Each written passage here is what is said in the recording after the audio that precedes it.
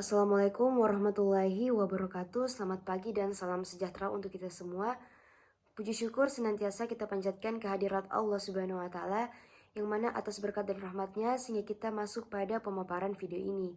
Tak lupa pula salawat beserta salam kita haturkan kepada junjungan kita Nabi Allah Nabi Muhammad SAW yang mana telah mengantarkan kita dari alam yang gelap menuju ke alam yang terang menerang seperti sekarang ini. Jadi perkenalkan, saya Widya Lestari dengan stambuk P10121161 dari kelas D Fakultas Kesehatan Masyarakat Universitas Tadulako angkatan 2021. Nah, jadi di sini saya akan membahas tentang gizi dan penyakit tidak menular. Adapun outline yang akan saya bahas itu yang pertama itu ada definisi status gizi, penyakit tidak menular, dan hipertensi. Nah, yang kedua itu ada faktor resiko hipertensi, yang ketiga ada hubungan status gizi terhadap kejadian hipertensi, dan yang keempat yaitu pencegahan hipertensi. Nah, sebelum kita lanjut lebih dalam, kita harus mengetahui apa sih penyakit tidak menular itu. Nah, jadi penyakit tidak menular adalah penyakit kronis yang tidak ditularkan dari orang yang satu ke orang yang lainnya.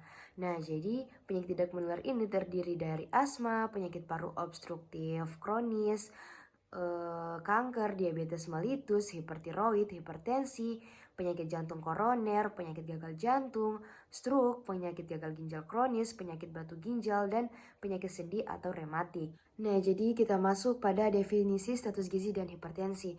Nah, jadi pasti teman-teman bertanya, kenapa saya mengambil hipertensi. Nah, jadi kan hipertensi ini merupakan salah satu penyakit tidak menular. Nah, di sini saya akan membahas lebih spesifik terkait dengan hipertensi. Nah, sebelumnya itu kita harus mengetahui apa sih status gizi itu. Nah, jadi asupan gizi yang baik maka akan mencerminkan status gizi yang baik. Nah, begitupun juga sebaliknya.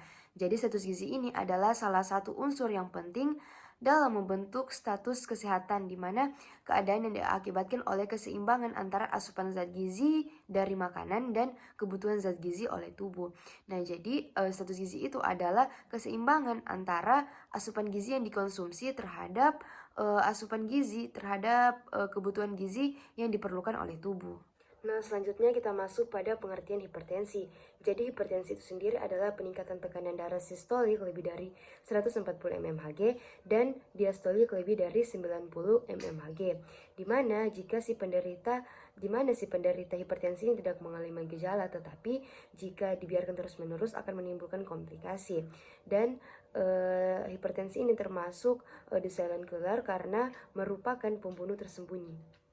Baik, selanjutnya kita masuk pada faktor risiko hipertensi. Jadi saya mengambil 3 faktor risiko hipertensi, yaitu status gizi, konsumsi buah dan sayur, dan aktivitas fisik terhadap kejadian penyakit hipertensi. Nah, yang pertama itu adalah status gizi.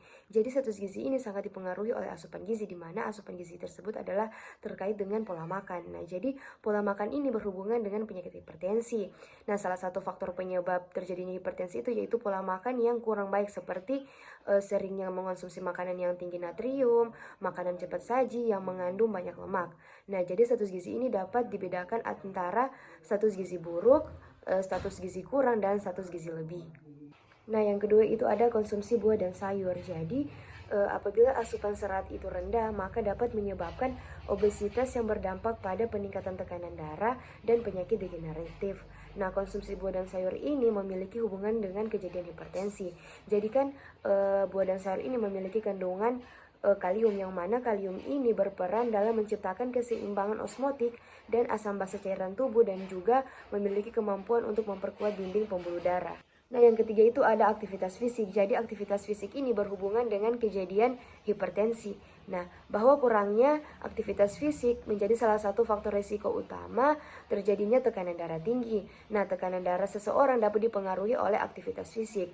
Nah, tekanan darah ini akan meningkat lebih tinggi jika melakukan aktivitas fisik dan lebih rendah jika sedang beristirahat. Nah, selanjutnya kita masuk pada hubungan antara status gizi terhadap kejadian penyakit hipertensi. Jadi status gizi ini merupakan salah satu faktor risiko yang dapat menimbulkan seseorang itu mengalami hipertensi. Nah, seseorang yang mengalami kelebihan berat badan cenderung untuk terkena penyakit hipertensi, misalnya itu orang yang obesitas. Nah, status gizi ini lebih dapat mempengaruhi tekanan darah. Hal ini terjadi karena pada masa tubuh yang besar membutuhkan lebih banyak darah untuk menyediakan oksigen dan makanan ke jaringan tubuh, sehingga darah yang mengalir dalam pembuluh darah itu semakin banyak dan mengakibatkan dinding arteri mendapatkan tekanan yang lebih besar. Nah, jadi dapat kita lihat di sini bahwa ternyata hipertensi sendiri itu dapat menyebabkan komplikasi. Nah, seperti yang sudah saya jelaskan di awal tadi, bahwa jika hipertensi ini dibiarkan secara terus-menerus akan menimbulkan komplikasinya. Jadi komplikasi yang dapat diakibatkan oleh hipertensi seperti stroke, infark miokardium, gagal ginjal, dan ensefalopati atau kerusakan otak. Selanjutnya kita masuk pada pencegahan hipertensi. Nah, jadi di sini ada 4 hal yang harus dilakukan untuk mencegah hipertensi. Nah, yang pertama itu ada promosi kesehatan. Jadi promosi kesehatan ini merupakan salah satu upaya yang dilakukan untuk meningkatkan pengetahuan masyarakat tentang pencegahan hipertensi. Nah, dengan melakukan penyuluhan sebagai bagian dari promosi kesehatan yang dilaksanakan oleh perawat selain upaya preventif, rehabilitatif, dan kuratif. Nah, yang kedua itu ada manajemen stres. Nah, jadi manajemen stres ini dilakukan dengan berbagai cara relaksasi seperti meditasi, yoga, atau hipnosis, seperti mengontrol sistem saraf yang akhirnya dapat menurunkan tekanan darah. Jadi stres berlebihan ini dapat memicu timbulnya hipertensi. Oleh karena itu perlu mengendalikan stres dengan melakukan latihan relaksasi seperti meditasi atau yoga. Nah, upaya pencegahan hipertensi yang ketiga itu adalah modifikasi gaya hidup. Jadi ada beberapa anjuran yang dapat dilakukan dalam upaya penurunan tekanan darah melalui modifikasi gaya hidup. Yaitu yang pertama itu dengan penurunan berat badan tentu saja ya. Nah, yang kedua itu ada penerapan perencanaan makan dengan dietary approaches to stop hypertension atau DASH, DASH. Nah, yang ketiga itu pembatasan asupan garam atau NaCl dan membatasi asupan alkohol. Nah, yang keempat itu mengurangi asupan garam. Jadi penderita hipertensi itu harus dapat membatasi konsumsi makanan yang mengandung kadar garam atau natrium tinggi seperti ikan asin, telur asin, kecap asin, cemilan asin, serta makanan yang diawetkan dan mengandung zat monosodium glumat seperti ikan sarden, daging kalengan, sayur kalengan, serta jus buah kalengan. Natrium itu juga bisa menyebabkan menumpuknya cairan tubuh yang pada banyak orang itu bisa menimbulkan tekanan darah tinggi. Jadi ada sebuah kutipan yang saya ambil dari sebuah referensi yang mengatakan bahwa you are what you eat.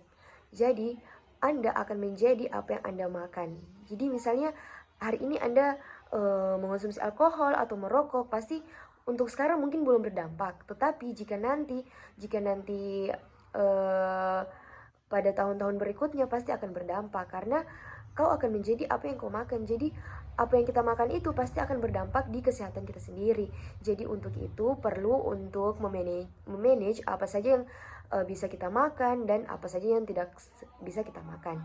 Mungkin itu saja yang bisa saya jelaskan. Saya ucapkan terima kasih.